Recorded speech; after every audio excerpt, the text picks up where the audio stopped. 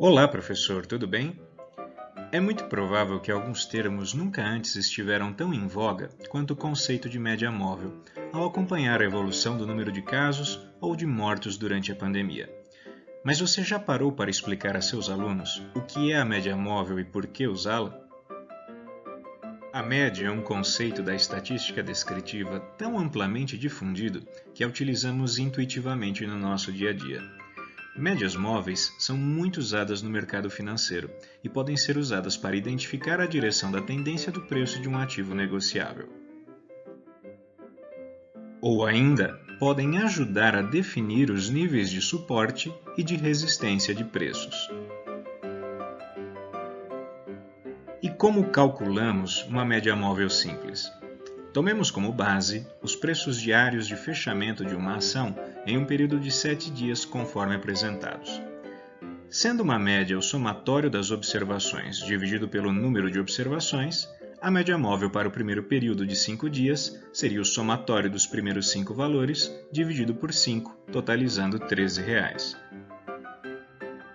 Já a média para o segundo conjunto de 5 valores corresponderia a R$ 14. E para o terceiro conjunto de 5 dias, teríamos uma média de R$ 15. No caso da pandemia, por que passamos a ouvir tanto falar da média móvel dos últimos 7 dias?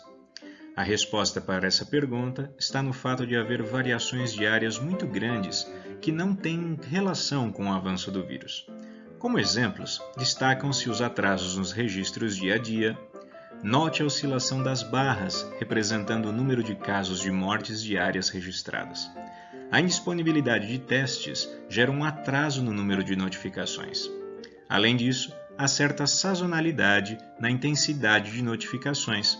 Observe as barras e veja que aos finais de semana o número de registros é sempre menor, não porque não haja mortes, mas porque há menos pessoas atualizando os registros.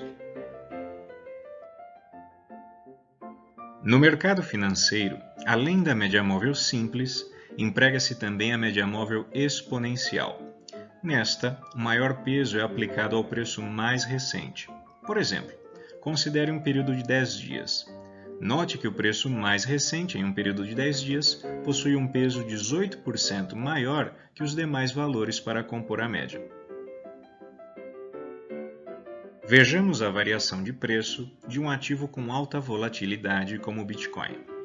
Note que ao adicionarmos as médias móveis simples junto ao gráfico, quanto mais longa for a média móvel, maior será sua defasagem em relação à oscilação real do preço.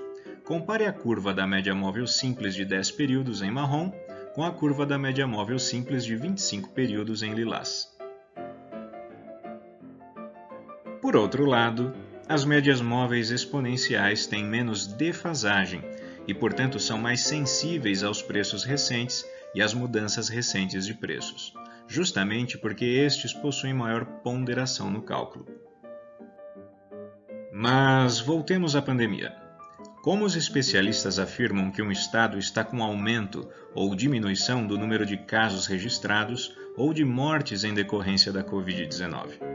Conforme o critério adotado, variações de até 15% para mais ou para menos, em comparação à média de 2 semanas anteriores, caracterizam estabilidade da doença. Assim, tomemos por exemplo os números de óbitos nos estados de Pernambuco e Bahia. Veja como a média móvel do número de mortes dos últimos 7 dias cai progressivamente em Pernambuco, correspondendo hoje a uma variação de menos 32% em relação a 14 dias atrás. Já na Bahia, o inverso ocorre. Observe a tendência de aumento progressivo nos valores da média móvel. Em relação ao mesmo valor 14 dias atrás, a média móvel de hoje aumentou 30% neste estado. Por hoje é só, professor. Agradecemos a sua atenção.